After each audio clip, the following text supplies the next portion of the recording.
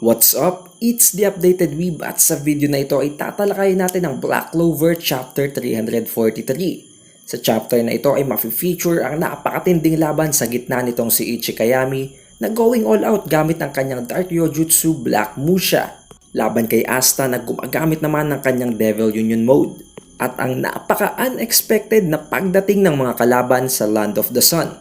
Bago ang lahat, kung nagugustuhan mo ang ating chapter reviews para sa Black Clover, ay siguraduhin mo nang nakalike, nakasubscribe at na-ring mo na ang bell button para palagi kang updated and notified para sa latest chapter release reviews ng Black Clover at para palagi ka nang updated sa recent timeline ng series. Huwag na nating patagalin pa at simulan na natin ang talakayan.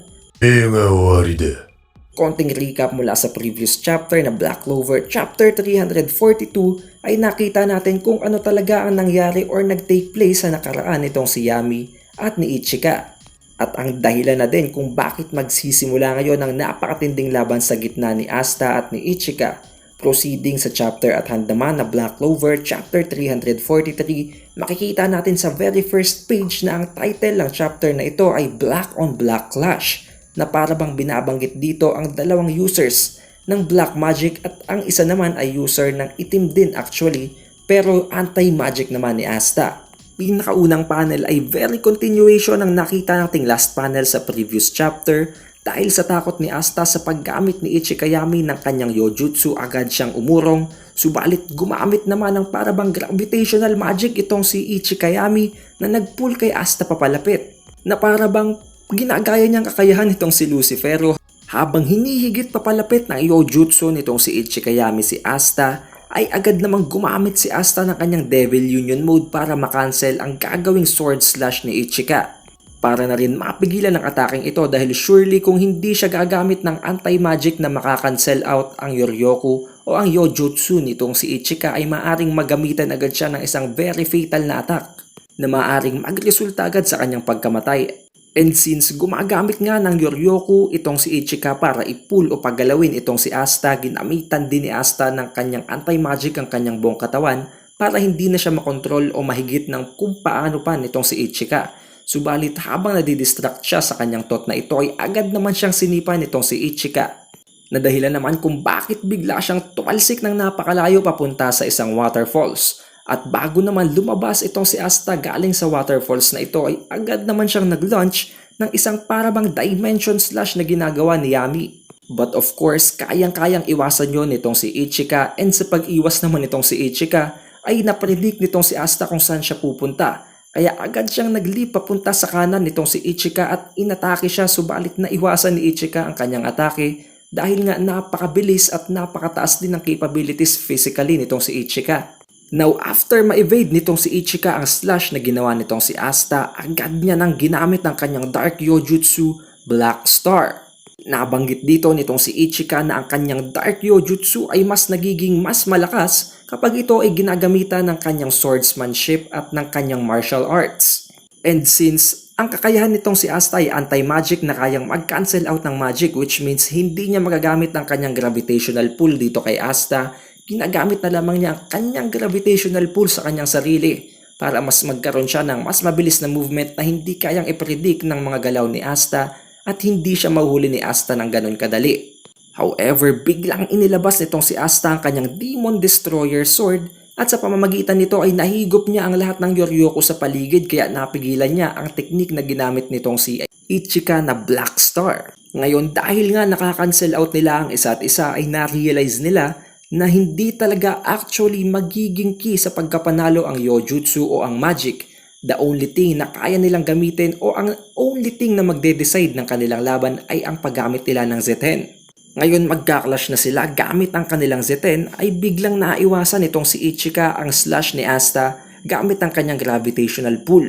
At sa pag-iwas na yon ay agad niyang na-counter-attack si Asta sa pamamagitan ng pagsipa sa kanyang muka, na nagpalipad naman kay Asta papunta sa ilalim nila sa ilog na kung saan ay rumaragasang tubig. Sinabi dito ni Ichikayami na kung tatapatan daw ni Asta itong si Ichika pagdating sa isang laban ng Zeten, ay hindi siya mananalo considering na isa nga si Ichika sa Ryuzen 7 at ang Ryuzen 7 na ito ang pinakamalalakas gumamit ng Zeten.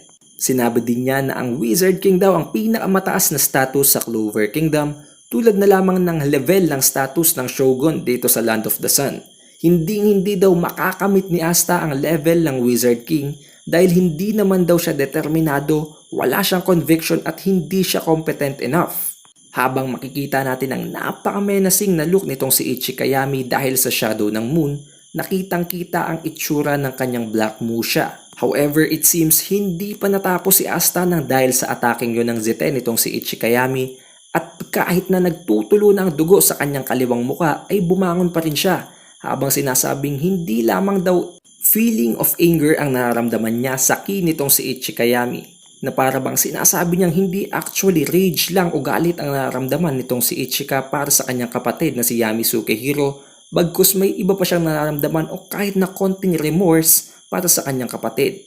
And since alam naman natin galit na galit nga itong si Ichikayami kay Yami Sukehiro, nagalit din siya kay Asta habang sinasabing wag daw magsalita itong si Asta na para bang kilalang kilala niya si Ichika. Ngayon biglang para bang pumasok ng zone itong si Asta na para bang kaya niya nang gamitin ang Zeten at this moment. Ngayon para bang papatak na sa final clash ang dalawang ito na gumagamit ng Zeten, though actually hindi pa talaga namamaster ni Asta ang Zeten, pero sinabi niya na at this moment ay para bang kaya niyang i-perfectly i-execute ng Zeten.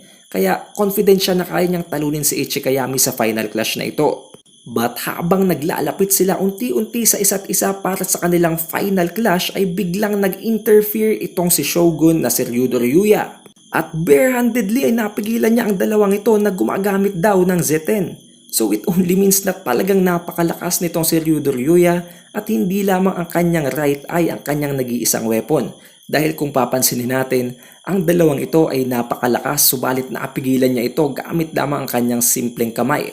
And not only that, kung titingnan natin, ang atake ni Asta ay tumama directly sa braso nitong si Ryudo Ryuya, subalit wala siyang nagawang kahit na anong effect, considering na kung ibang tao ang tinamaan ng ataking to ni Asta ay maaaring patay na sila. Not to mention, maging ang atake nitong si Ichikayami na nasabi nitong si Ryudo Ryuya mismo na wala daw or kakaunti lamang ang mga individual na kayang mag-survive matapos tamaan ng napakaseryosong atake nitong si Ichika. Isang napakalaking flex at napakalaking revelation lamang na napakalakas nitong si Ryudo Ryuya dahil kinaya niyang pigilan ang atake ni Ichika gamit lamang ang kanyang kamay. At kung titingnan din natin ang mukha ngayon dito ni Ryudo Ryuya ay para bang seryoso siya habang sinasabihin ng dalawa na tumigil na sa kanilang paglalaban. Sa sobrang pagkagulat nitong si Ichikayami at sa sobrang hiya sa kanyang ginagawa ay nasabi niya dito kay Ryudo Ryuya na paumanhin at para patawarin itong si Ryudo Ryuya, itong si Ichika ay bubutasin o sasaksakin itong si Ichikayami ang kanyang sariling tiyan as a sign of apology. Na sinagot naman agad nitong si Ryudo Ryuya na okay lang daw at huwag daw niyang sabihin ang mga bagay na yon dahil nakakatakot. Habang sinasabihan naman nitong si Ryudo Ryuya si Asta na hindi daw okay ang lagay ngayon ni Asta since nagdudugo nga ang kaliwang bahagi ng kanyang ulo na dahil sa ginawang atake ng Zeten ng sipa nitong si Ichikayami.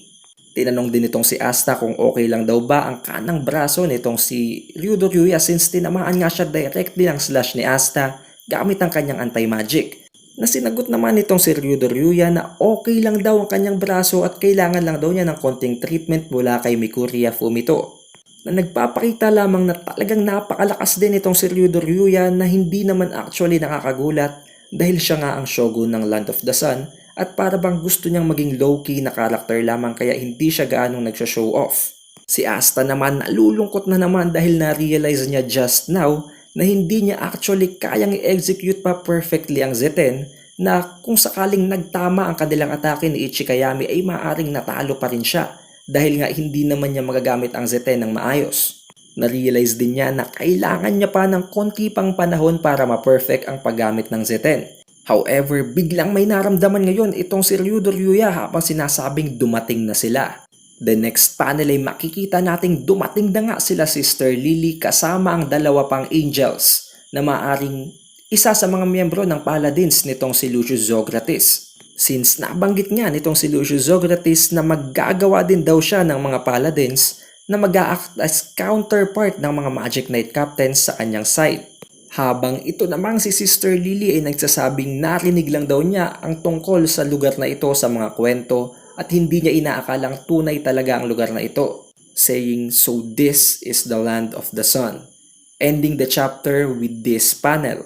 So it might mean na next chapter ay magsisimula na ang gera sa gitna ng kukbo nitong si Lucius Zografes laban sa Land of the Sun na maaaring ang tatapat sa tatlong paladin na ito ay ang tatlo pang natitirang membro ng Ryuzen 7 na hindi pa nai-introduce. Hindi din natin alam, maaaring sa lugar sa Clover Kingdom ay nagsisimula na din ang laban. Or maaaring nagte-take place na din ang napakatinding duel sa gitna ni Yuno Greenberreal at ni Lucius Zografes. We don't know about that yet, pero from this chapter ay nakita natin ang napakatinding laban sa gitna ni Ichikayami at ni Asta. And surely from this point onwards ay magsisimula na ang napakatitinding laban papunta sa final battle, since ito na nga ang final arc. And maaring magkaroon pa ng konti pang twist, including Ryudo Ryuya, since medyo shady pa nga ang kwento ng kanilang nakaraan. But overall, isang napakagandang chapter na naman para sa series. At kung nagugustuhan mo ang ating chapter reviews na ito ay siguraduhin mo lang naka-like, naka-subscribe at na-ring mo na ang bell button para palagi kang updated and notified tuwing magkakaroon tayo ng bagong chapter release reviews at para palagi ka nang updated sa recent timeline ng Black Clover. I hope you guys had a great time watching this video. Muli, ito si Updated Weeb. I'll see you on the next one.